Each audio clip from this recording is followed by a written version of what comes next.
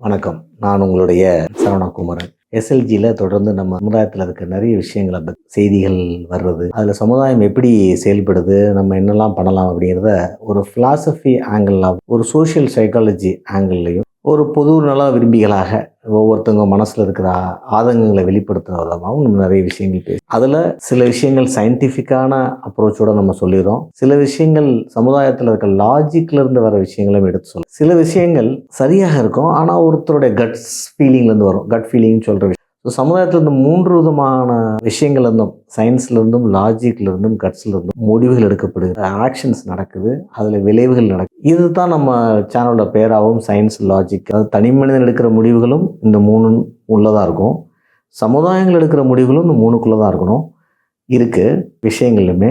இதில் சயின்ஸு அறிவுபூர்வமான ரேஷனலான விஷயங்கள் நிறையா இருக்கணும், லாஜிக் கொஞ்சம் கம்மியாக இருக்கணும், கட்ஸு கம்மியாக இருக்கணும். ஏன்னா சரியான கட் ஃபீலிங்கோடு எடுக்கிற ஆளுங்க கம்மியாக இருக்கிற ஒரு யுகத்தில் இருக்கிறதுனால, ஸோ இந்தமாரி ஒரு முடிவு எடுக்கும்போது தனி மனித வாழ்க்கையும் சமுதாயம் நல்லா இருக்கும் அப்படிங்கிறது தான் இந்த சேனலுடைய ஒரு சுருக்கமான விஷயம். அதனால தான் எஸ்எல்ஜி. நிறைய நண்பர்கள் எஸ்எல்ஜினா என்ன, அது என்ன காம்பினேஷனில் அந்த விஷயங்கள் இருக்குதுன்னு கேட்டதுனால இது என்னோட பதிவாக உங்களுக்கு மீண்டும் ஒரு முறை சொல்லுகிறேன். நன்றி, வணக்கம். இந்த மாதத்தில் 2 விதமான நிகழ்வுகள். ஒன்று அவினாஷியிலேருந்து ரிதன்யான்னு ஒரு பெண், புது பெண், மணப்பெண் தற்கொலை செய்து கொள்கிறாங்க. வரதட்சணை கொடுமை, புகுந்து வீட்டில் இருந்த பிரச்சனைகள், இதனால் பண்ணிக்கிறாங்க அப்படின்னு செய்திகள் வருது. இன்னொரு செய்தி நாமக்கல் மாவட்டத்தில் ஒரு தாய் தந்தை தன் மகள் ஒரு இன்னொரு ஜாதியை கல்யாணம் பண்ணிட்டாங்கன்னு சொல்லி ட்ரெயினில், 2 பேரும் கவர்மெண்ட் சர்வெண்ட்டு, போய் ட்ரெயினில் போய் சூசைட் பண்ணிக்கிறாங்க. அதாவது இங்கே ஒரு அரேஞ்ச் மேரேஜ் ஃபெயிலியராக முடியுது, இங்கே ஒரு லவ் மேரேஜ் ஃபெயிலியராக முடியுது. இங்கே அரேஞ்ச் மேரேஜ் எல்லாம் ஆசைப்பட்டு பண்ணி வைத்த ஒரு கல்யாணம் அந்த பெண் சூசைடில் போய் முடிஞ்சிருது. ஒரு லவ் மேரேஜ் இந்த பெண் தனக்கான வாழ்க்கையை அவள் சூஸ் பண்ணுறா, அதை அவங்களால பேரண்டால் ஒத்துக்க முடியல. இது எல்லாமே ஒரே ஏரியா, ஒரே ரீஜன், ஒரு கல்ச்சுரல் ரீஜனில் ஆல்மோஸ்ட் ஒரே கம்யூனிட்டி, இந்தமாதிரி விஷயங்களை பார்க்குறோம். ஸோ அரேஞ்ச் மேரேஜோ லவ் மேரேஜோ அதை சரியான முறையில் பண்ணாட்டா இந்த மாதிரியான இழப்புகளுக்கு அப்புறம் இந்த வாழ்க்கையில் இருக்கிற கடினங்கள், இப்போ இந்த அவங்க 2 பேர் இறந்ததுக்கப்புறம் இந்த பெண் கல்யாணம் பண்ணாலும் எப்படி நிம்மதியாக இருக்கக்கூடாது, நம்மளால் கல்யாணம் பண்ணிட்டு இப்படி இறந்து போயிட்டாங்களே அம்மா அப்பாங்கிற ஒரு கில்ட்டு அவங்கள அழுத்தக்கூடிய விஷயம் நிறையா இருக்குது. அதுலேருந்து அந்த வெளியே வர முடியுமா அப்படிங்கிறதே எனக்கு ஒரு சந்தேகமான ஒரு விஷயந்தான். இப்போ ரிதன்யா அப்படிங்கிற அந்த சூசைடில் பார்த்தீங்கன்னா, இப்போ அந்த ஃபேமிலிக்கு கண்டிப்பாக போலீஸ் கேஸ் போகணும். 7 வருஷத்துக்கு முன்னாடி நம்ம சூசைட் ஆனதுனால ஒரு ஆர்டிஓ என்கொயரி இருக்கும், போலீஸ் கேஸ் போகும்.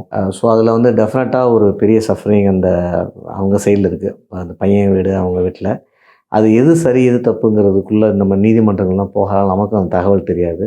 இந்த பக்கம் அவங்க குழந்தைய பறி கொடுத்துட்டு தாய் தந்தையோடைய கஷ்டம். ஸோ இந்த விஷயங்கள் எதனால் நடக்குது அப்படின்னு நான் பார்க்கும்போது, கண்டிப்பாக ஒரு விஷயம் பேச்சுவார்த்தை இல்லை. ஃபேமிலியில் உள்ள பேச்சுவார்த்தை இல்லை. பல காரணங்களால் பேச்சுவார்த்தை கட் ஆகிடுது.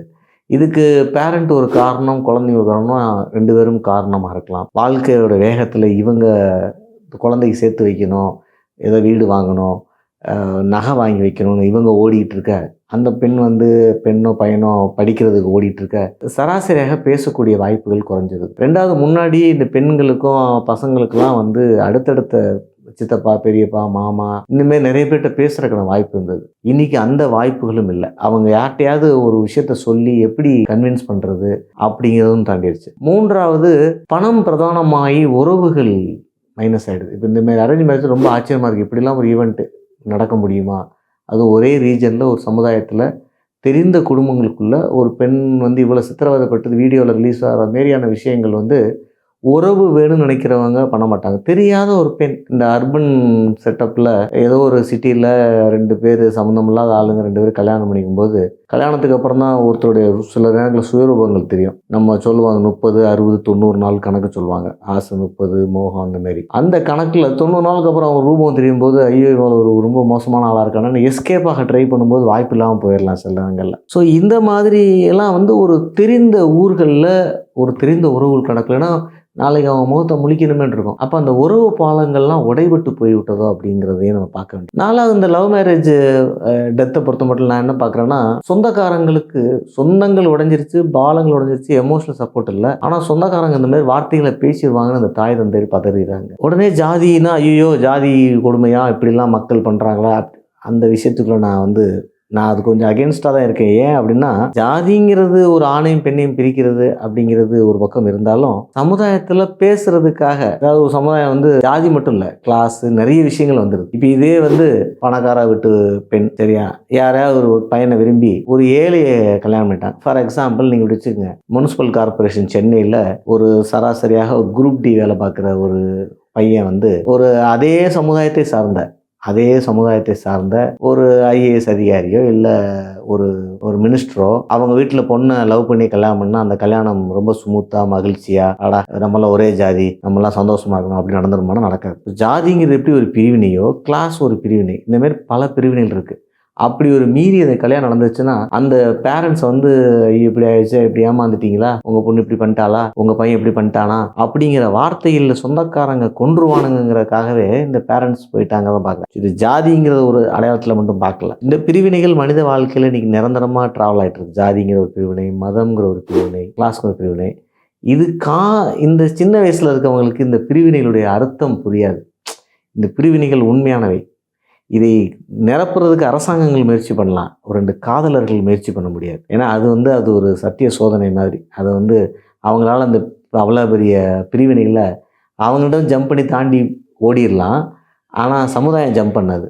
அப்போ அவங்க விட்டுட்டு போன ஃபேமிலி 2 ஃபேமிலிக்குள்ளேயும் பலவிதமான விஷயங்களில் பிரச்சனைகள் வரலாம்.